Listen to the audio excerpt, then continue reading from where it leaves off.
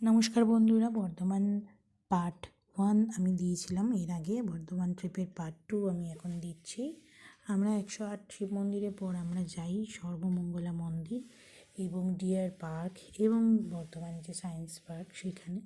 তো সর্বমঙ্গলা মন্দির দিয়ে বলছি, সেটা এতটাই একটা শান্ত স্নিগ্ধ একটা পরিবেশ ছিল এবং এত পরিষ্কার পরিচ্ছন্ন, যেটা আমি আগেও বলেছি। মন্দিরগুলো বর্ধমানে খুব পরিষ্কার পরিচ্ছন্ন, রাস্তাঘাটও আমাদের মানে যে নর্মাল দেখি মন্দির চত্বরটা যেমন হয় তার তুলনায় একটু বলতে গেলে আলাদাই, এবং পরিষ্কার পরিচ্ছন্ন এবং ভীষণ একটা শান্ত স্নিগ্ধ পরিবেশ ওখানে। সর্বমঙ্গলা মন্দির খুবই জাগ্রত মন্দির ওখানে এবং বিখ্যাত, আমরা দেখি ওখানে। এবং তারপর আমরা ডিয়ার পার্ক এবং সায়েন্স সিটি সবগুলোতেই যাই। সায়েন্স সিটি বলতে গেলে বর্ধমানের সায়েন্স সেন্টার আর কি।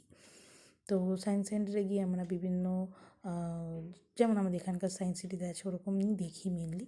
আমাদের কলকাতার সায়েন্স সিটি যথেষ্ট বড়, ওখানে তো অতটা নয়, কিন্তু তাহলেও মোটামুটি ভালোই ছিল এবং বেশ কিছু কমন জিনিসও ছিল।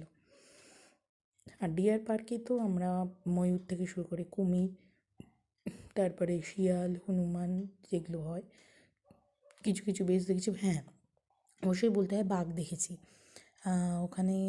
চিতাবাঘটা বেশি দেখেছি, অনেকগুলো। তো বেশ অ্যাক্টিভও ছিল তারা শীতকালে। তারপরে টিয়া পাখি থেকে শুরু করে প্রচুর রকমের আলাদা রকমের পাখি এবং বিভিন্ন মডেল ওখানে করা ছিল। তো যাই হোক, এই দুটো পার্টে আমি বর্ধমান ট্রিপের ডিটেলস দিলাম। আপনারা দেখবেন, ভালো লাগলে একটু কমেন্ট করবেন। বাই।